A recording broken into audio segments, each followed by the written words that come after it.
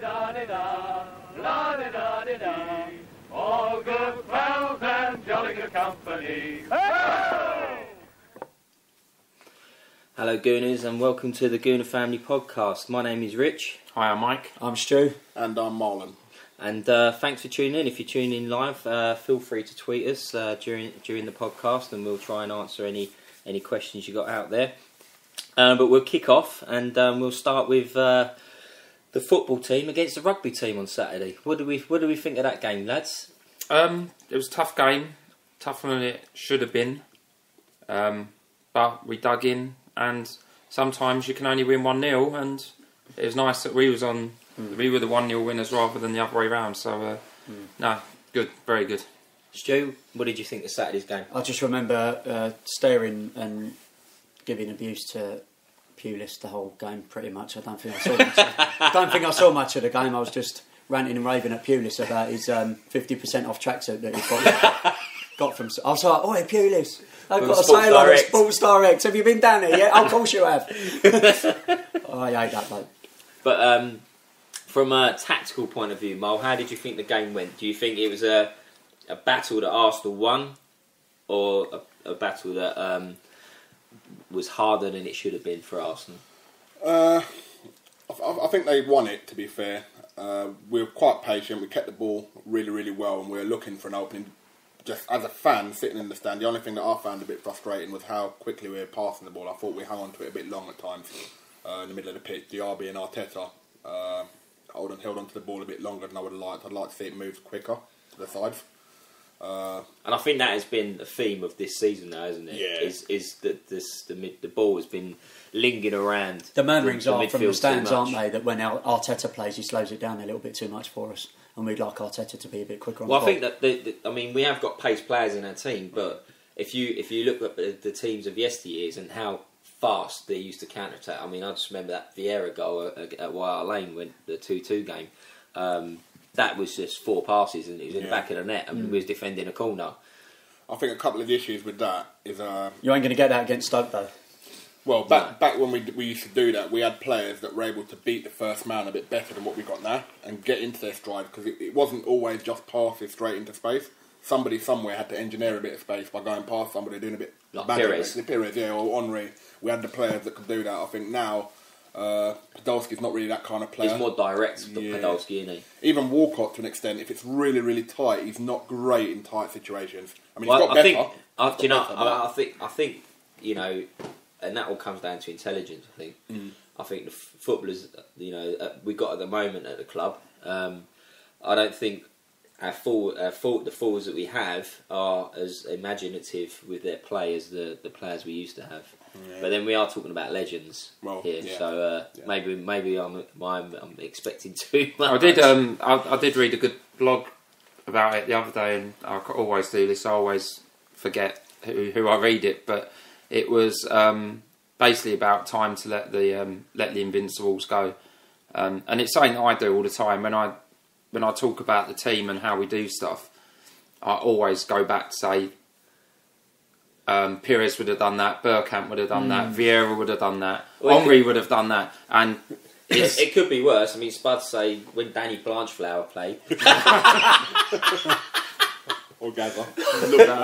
I think we have, as a team, you know, we have moved on quite a lot since then, and we've gone through 2 or 3 different teams, you know, so we've kind of got to leave them behind and just say that what can our players do now and stop comparing them.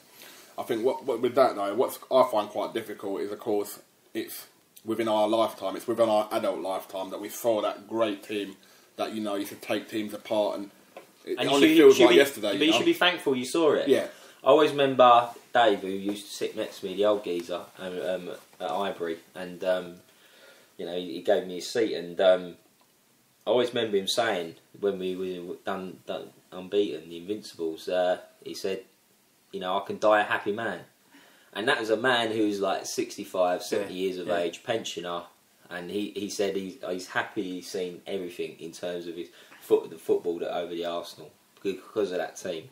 So I think, yeah, you're right in a way. I think we do need to... Well, we're comparing players with a team that did something that's never been done before and probably never will be done. So whatever team we have, no matter what we win, it's never going to be as good as them. Exactly, yeah. Never.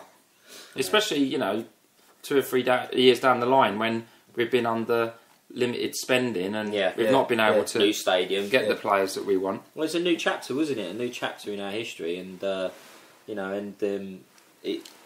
mean, the ending of that last chapter, being the Invincibles, was one hell of an ending. So, let's hope the chapter we're in at the moment delivers some silverware pretty soon. But from a Stoke perspective, at least they're consistent. What with their headband wearing? Just consistently, because they wear headbands every game, like their rugby players. I think that's a joke. What is that? Yeah. Is that just purely to intimidate? No, I think that's because they're all animals and they headbutt the shower before they come in. It's to hold their head together. I think it's because they've all got cauliflower ears, my friend. It is. I tweeted after. They scrum arms, didn't I tweeted they got more cauliflower ears than the England rugby team. They've got the duct tape round their ears, didn't they, to stop them blowing up. Yeah. They're awful, aren't they? They're awful to watch. But I think Little Dutch alluded to it in the week. It's not about the style of football now anymore that they play. It's the gamesmanship.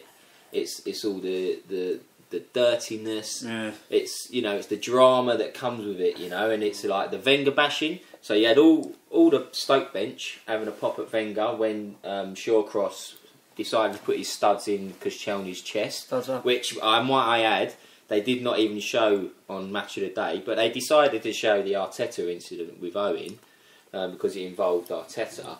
So I think it's a good tackle.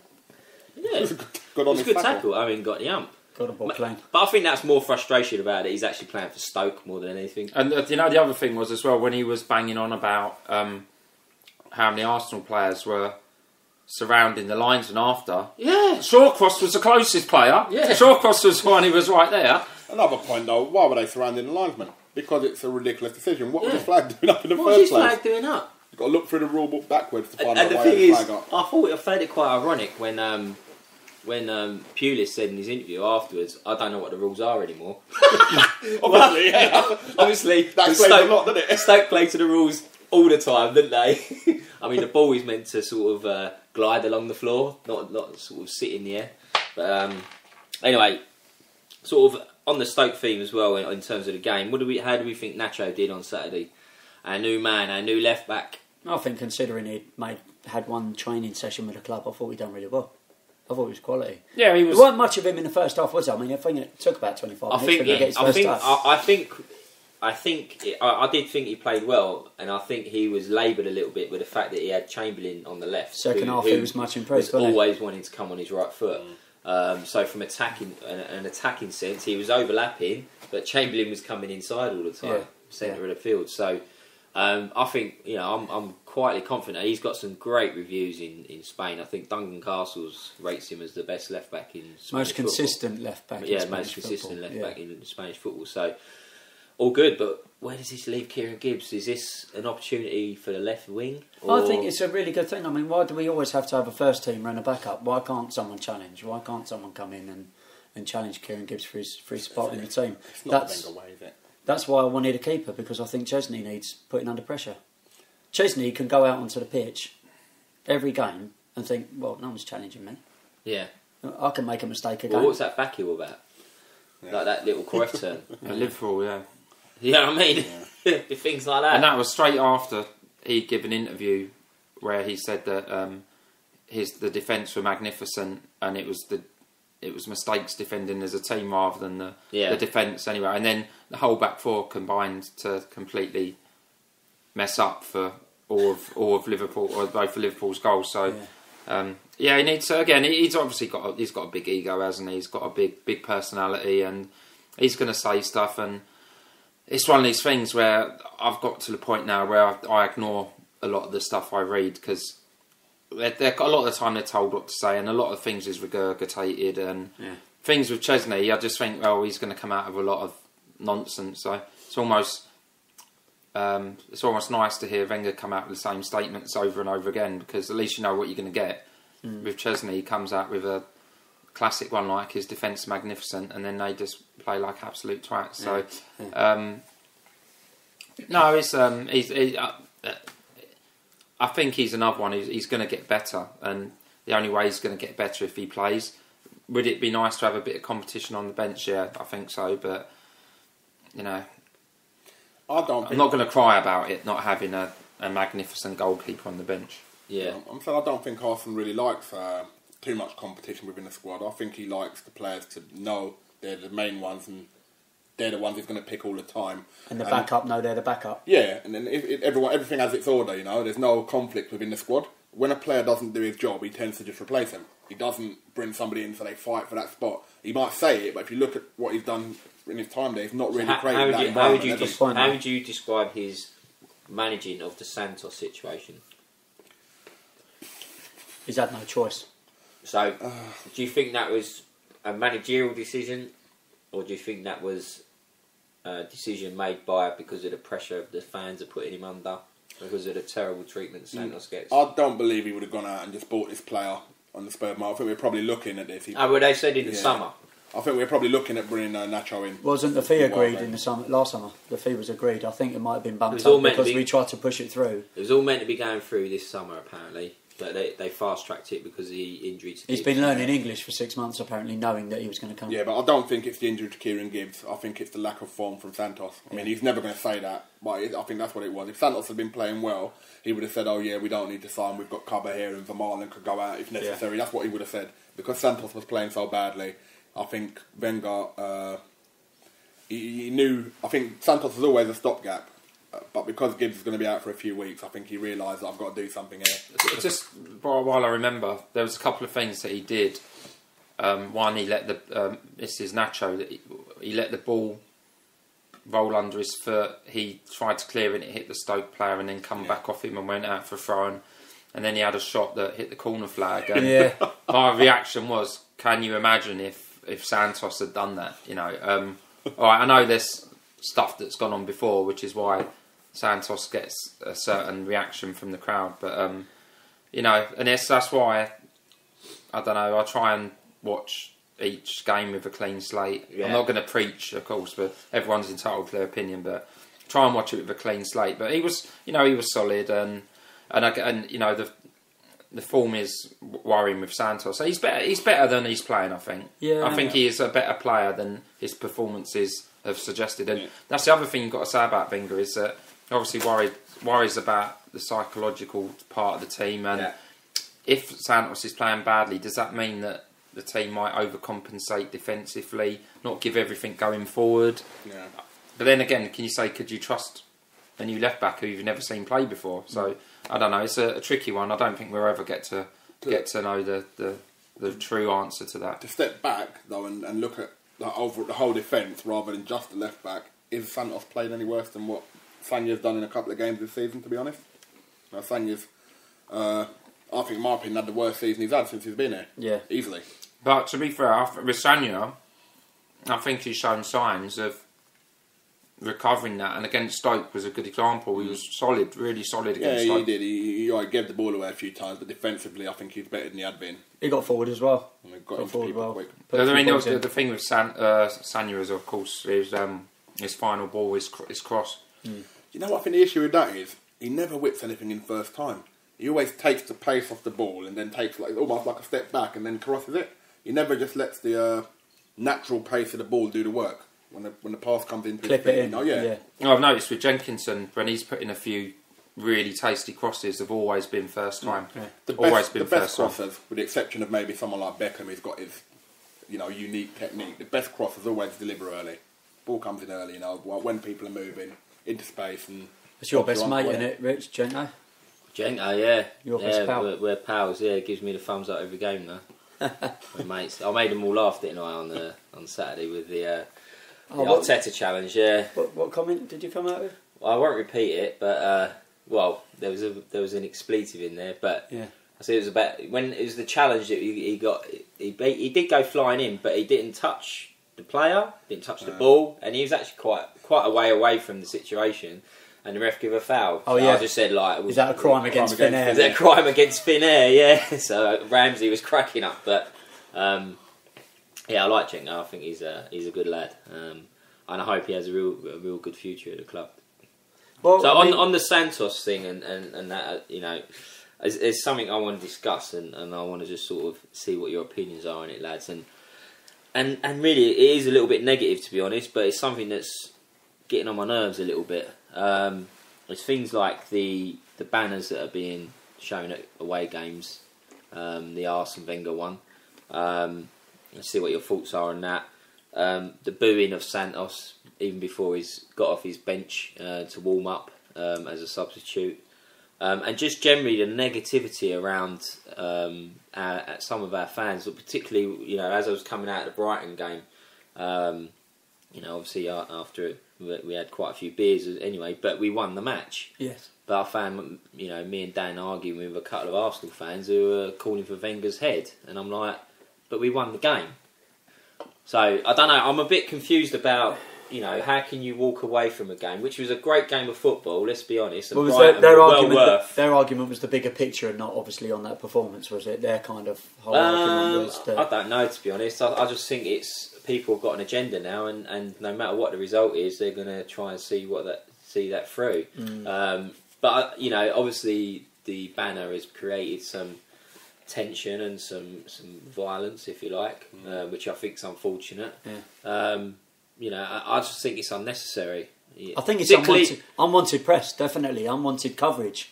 I don't think it helps us achieve where we want to be, and it doesn't help the fans, does it? We're starting to come a little bit, you know, all the criticism we gave Blackburn fans last year for their treatment of Steve Keane, all the jokes really we have about Chelsea fans and the way they treat, you know, Rafa Benitez and Andre Villas-Boas before that.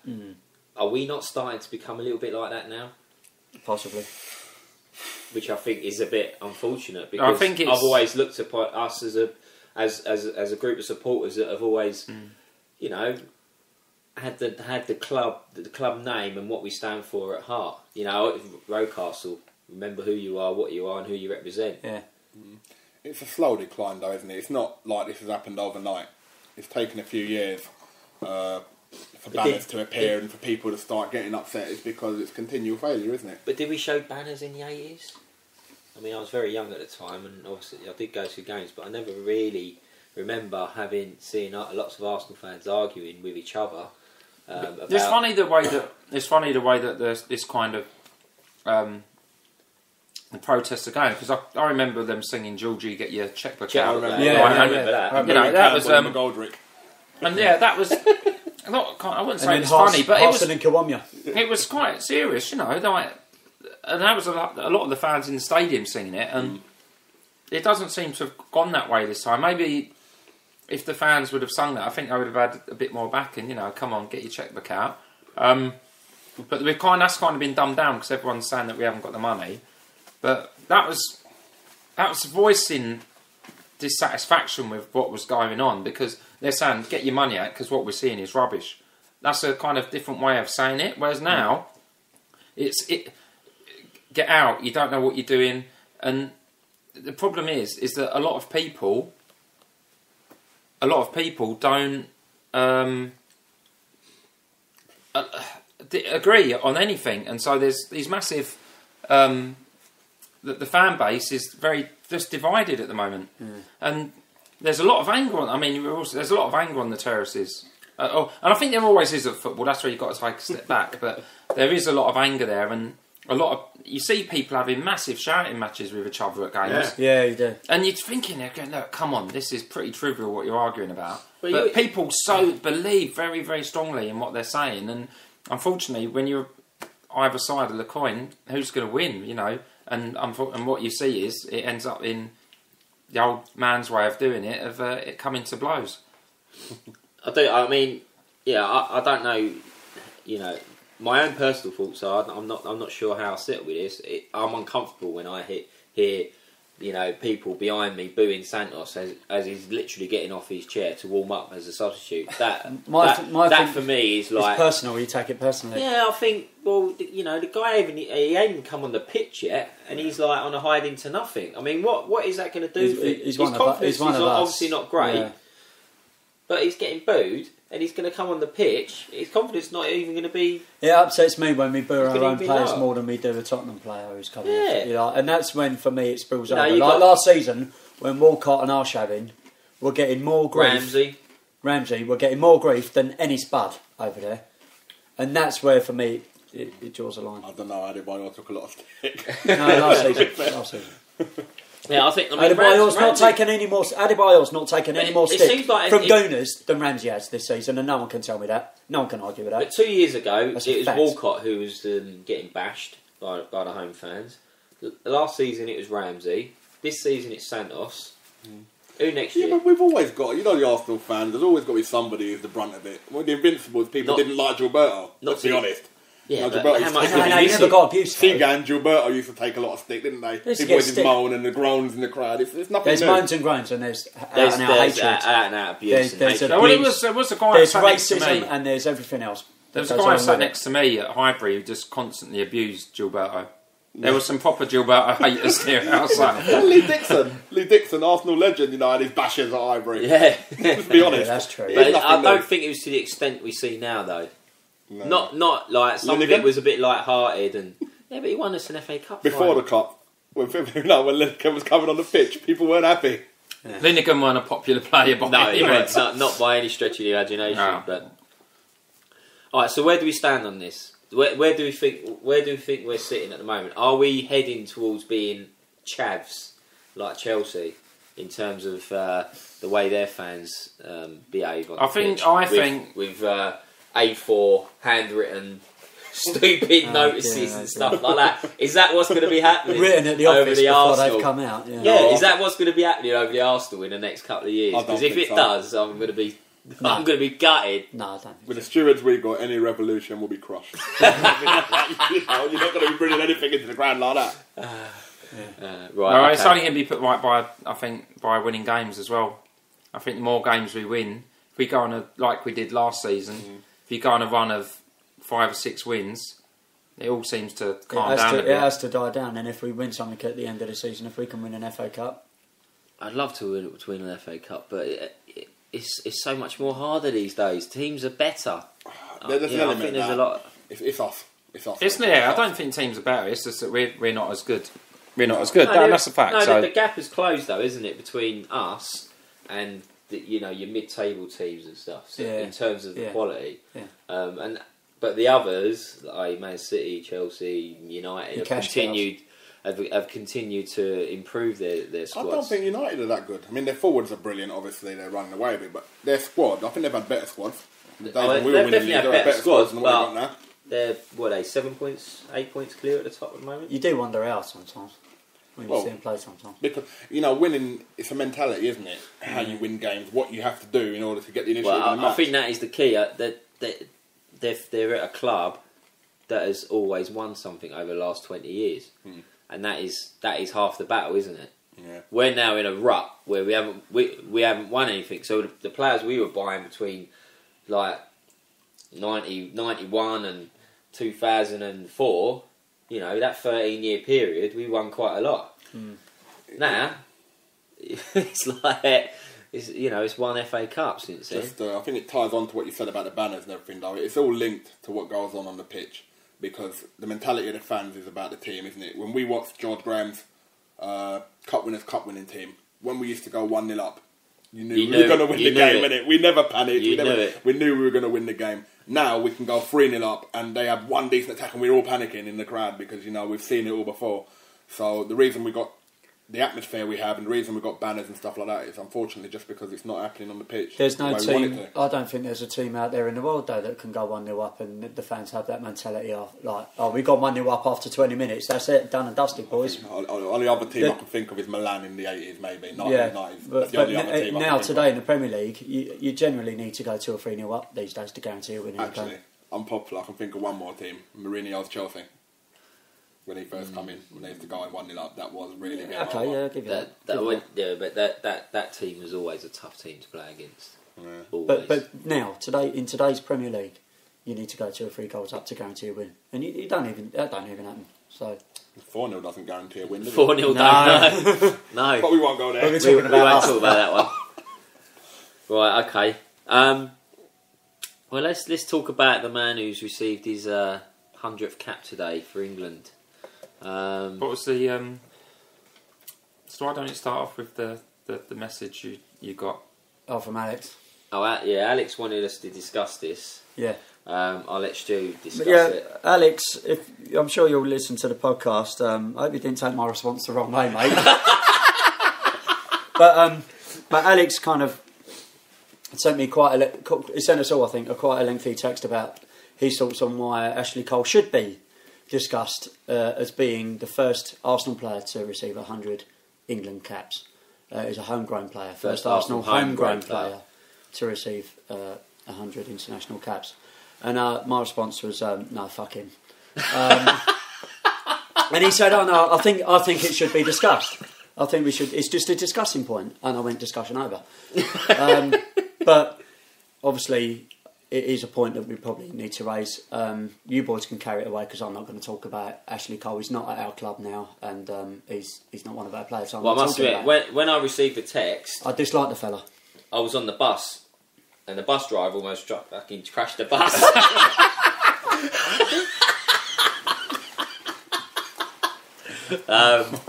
But no. Apparently the fare is 60p, and you only offered 55. Well, that was it. Yeah, that was it. If only the fare was 60p these days. No. On a serious note, Marlon wants to. Marlon's on batting on Alex's team here. Marlon's holding a piece of paper. yeah, but that's not what we're going to talk about yet. That's my poetry collection. Anyway, Ashley Cole. If it was an isolated incident, I would agree. You know, it's greed, definitely, that's why he wants, he's got an agenda, blah, blah, blah. But since Ashley Cole has left, we've had several players in very similar sort of circumstances not agreeing contracts and sort of leaving the club. So, is it Ashley Cole's fault that he went, or is it the club maybe not going that extra mile to keep the best English left-back in a generation? So would you say it's Ashley Cole being greedy, or did Arsenal Football Club let down Ashley Cole? I think from Arsenal's point of view, it was the way it all went about. I'm right. I think I'm right in saying that he was still an Arsenal player when we took him to court. Now that's not healthy, is it? What do you mean when you talk to Chelsea? Yeah. So the illegal tap up. He played in the Champions League final after. And let's not beat about the bush. They both, the manager Mourinho and Ashley Cole both got found guilty. Yeah. So the evidence was there. So from Arsenal's point of view, as the employer, I think they've done exactly the right thing. They maintain the integrity of the club. They wanted everything done by the rules, as Arsenal always does. Chelsea weren't playing by the rules, nor was Ashley Cole. So just to pick up on what you said, when you say that they've done the right thing at the club, do you mean by taking the case to court, or did you mean by actually letting Ashley Cole leave? Well, I think once you've prosecuted someone who's playing for you, I think it's probably a difficult situation for them to carry on. I would have thought maybe if there was a change of management and maybe a change of maybe board or directors, that maybe there was a possibility for him to stay. But I think in that position, I don't think he could have stayed at the club. But Alex's question was about his 100 caps. My thing is that when in 20, 30, 40, 50 years' time, you look back on Ashley Cole's record, you'll see that a large proportion of his career was spent at Arsenal, and he won things at Arsenal.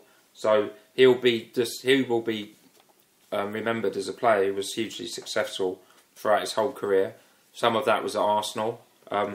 We're obviously not happy now about the way that it happens. It will happen, but I think when in future years, when people are talking about the best ever left back to play for Arsenal, he'll undoubtedly be picked as that left back. So, it's very, again, lots of things seem to be sad around Arsenal at the moment. But again, it was sad the way that he went, and it tarnished it. It tarnished it. And the other thing is, I think in his heart, I think he's got a lot of love for Arsenal. But obviously, the way that things get played out in the press now and with fans, he's obviously not helped himself, and he's made himself look worse. But I still think he probably has a lot of love and respect for Arsenal. But that's gone now. That's really gone. I was talking about he won things with Arsenal and so on. He won 2 Premier League titles with us, 3 FA Cups, and of course he appeared in the Champions League final.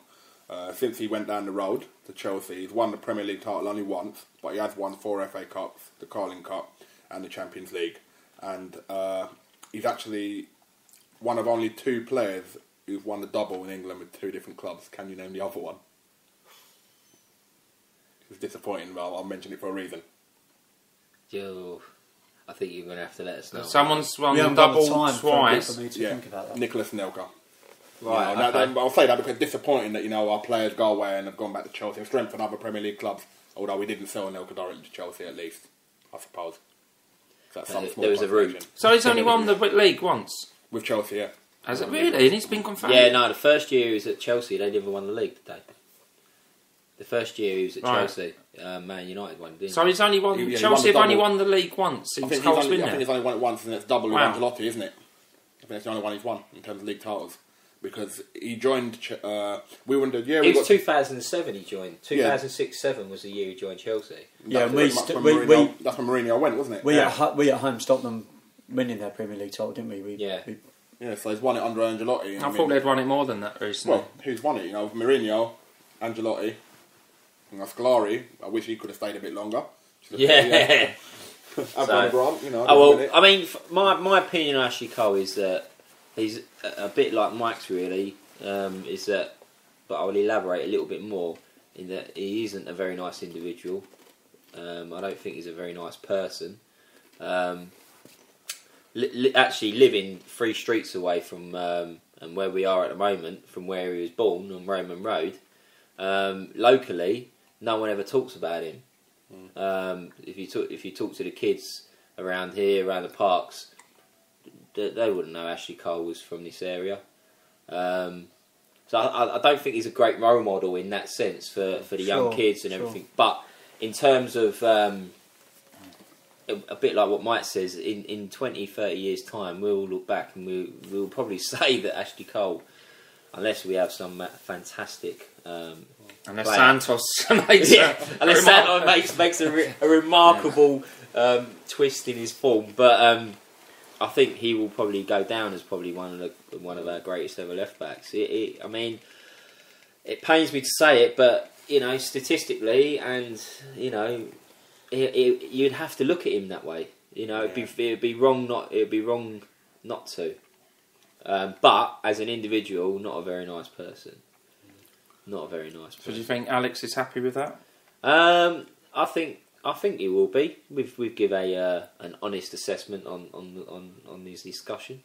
Marlon is obviously batting on Alex's team. Yeah, I'll just, like I said, it's more about what's happened since. I was like the rest of them. I had my mobile out for Ashley, and I said everything that needed to be said at the time because we didn't know any different. Players at that time weren't leaving us for those reasons.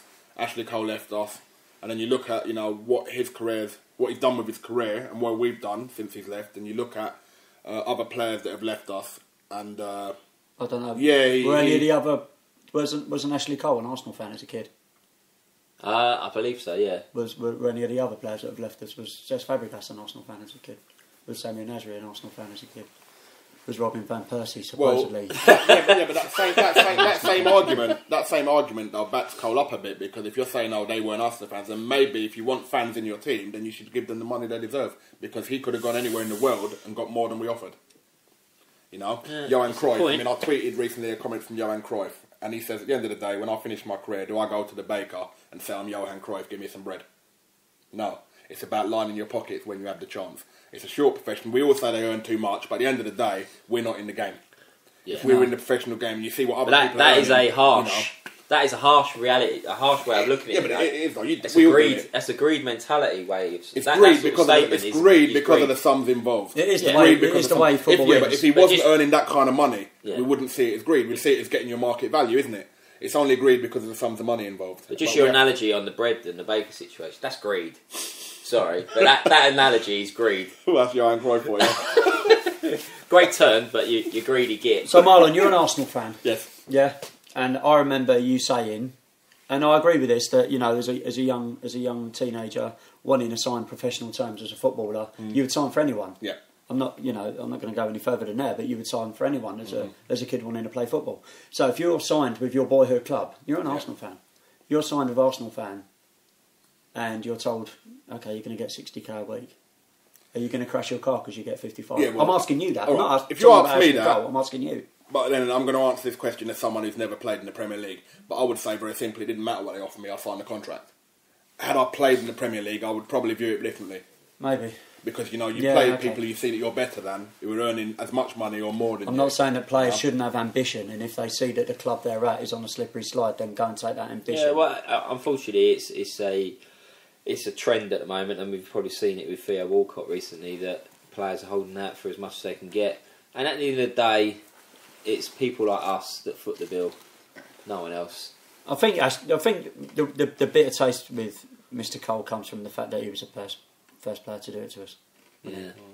And because we loved him so much, let's be honest. Yeah. I loved Ashley Cole. He was fantastic. Yeah, he was bombing down that left hand side with Cole, Perez, and then Henry popping over there now. And One day, phenomenal. it's like Mike said, in 30 or 40 years' time, you see, I started talking about it, and I didn't want to talk about it.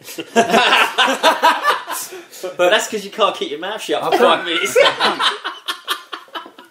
I can't. But as Mike said, in 30, 40 years' time, we'll put, like the general thing that we'll acknowledge him. But at the moment, I can't. But I'm sure one day I will. Surely one day. Right. Well, as we've given Stu the last word on that, let's move on to the last one, really. And it's obviously appeared on the new Arsenal website. Goals in a month. First of all, what do we think of the new website? It looks pretty swish. I'm right in saying I haven't looked on PC yet, but it's the same format across all. So PC and tablet and mobile devices. It's just exactly the same look, isn't it? Okay. There's no desktop version. There's nothing like that, No, is it? and basically the way they've gone about it is that there's no width in it. It just fits onto your single screen, whatever you're doing, and you scroll up and down, which can take a bit of getting used to, because if there's a feature you're used to, and it's suddenly near the bottom, that's going to take you a few seconds. Looking at it today, it's geared towards tablet more than anything else, definitely. Mobile device, yeah. I mean, there's a few people, because I asked people's opinions about it, and a lot of people said it looks like a blog site. But I think it's like anything. I think it's just getting used to it. There's a lot of things that are done. A lot of the buttons are big. Obviously, if you're on a touch screen, you want the buttons to be big. Yeah. But funnily enough, I actually pressed the wrong one today, so maybe I need to do a bit of work on that. But maybe that's your thumb too big. Big. But a lot of you say it's like a blog, but I think what you've got to realise is it's got to be easy to read.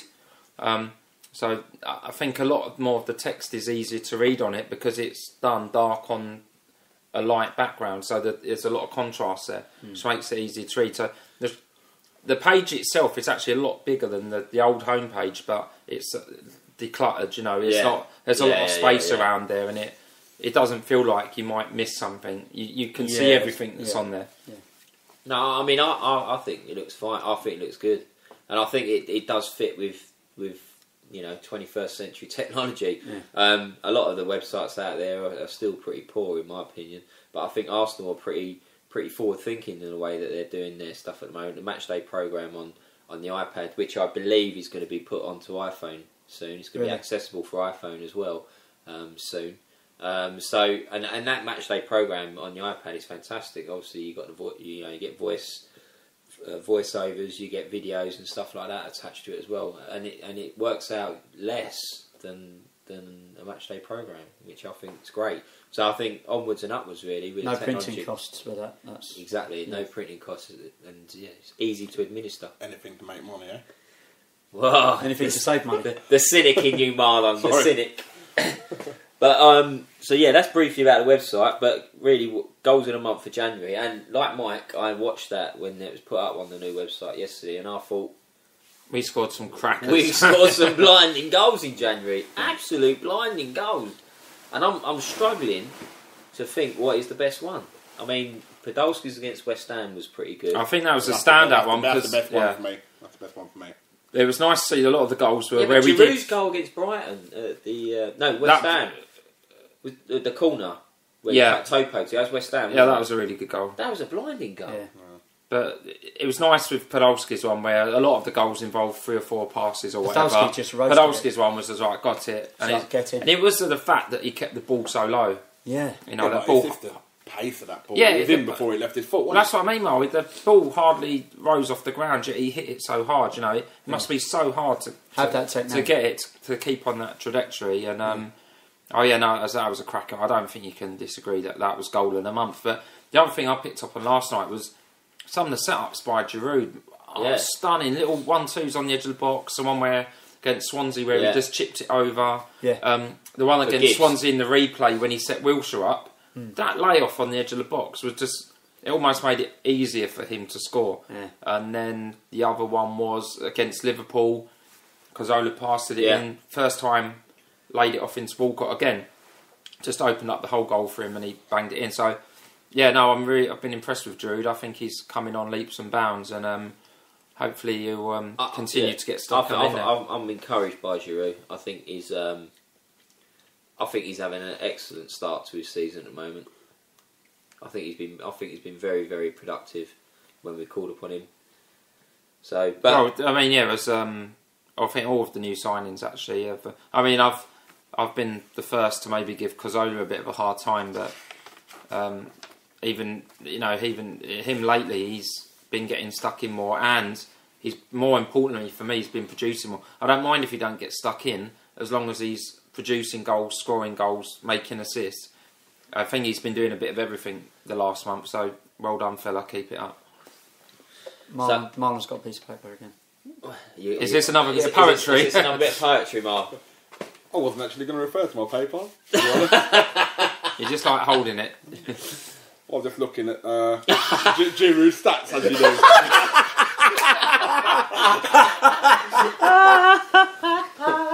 I love a man who's prepared. I love it. As you do, 24 Premier League appearances, 9 goals, of course 9 of those were a sub. 5 Champions League appearances, 1 goal, 2 of those were a sub. 3 FA Cup appearances, 2 goals, started all 3 of those games. And 2 League Cup appearances, 1 of those was a sub, and he scored twice. So, in a nutshell, he's played 34 games, came on 12 times a sub, and he scored 14 goals. And that's pretty impressive. That's cracking, isn't it? He won 15, didn't he, for his first season? He's done and he's almost there with 3 months to go. So no, I'm encouraged by him as long as he can stay fit, and as long as he's a team player, and that's what I like. A lot like sort of the other bloke, but not as prolific as him yet. But he's bringing other players in. I think that's great. Yeah. So, but what would you say is the best goal of the month? Podolski's? It's got to be Podolski for me. Yeah, it's Podolski. It's got to be Podolski for me. And see, poor old Reading have been given the old poison chalice, didn't they? Brian McDermott and Adam Le Fondre, both won manager and player of the month respectively. They're down. They've gone. Yeah, they're relegated. Could have done with QPR getting that award, maybe. Yeah. Well, I did hear that Harry offered to drive Chris Hugh's car because he'd do anything for 3 points in a minute. Just although it's the QPR or one for the QPR family, I thought I would come in. Just read that talking about not getting QPR's pants pulled down. How much they paying Samba a week? That's the question. Well, we all know how Harry likes to wheel and deal. I mean, well, again, Portsmouth do anyway. Very, very briefly. We only got a minute left on the clock, but I mean, how the hell can a club that only has 18,000 people turn up pay a player £100,000 a week with all the other muppets they've got as well? It's just pathetic and it's ridiculous. It's unsustainable. Well, that was the best picture on Twitter, wasn't it? When it said the QPR squad turn up for training the day after transfer day, and it was a picture of a pitch invasion.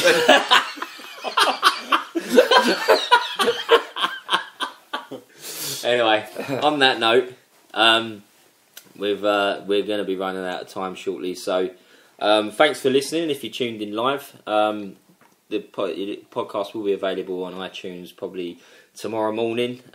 We will be posting up the links. So we'll try and it was a month between the last one, so we'll try and get another one in a couple of weeks' time. But life's busy at the moment, so thanks for listening. Take care, and obviously you can follow us at the Gooner Family on Twitter. Be lucky. Au revoir.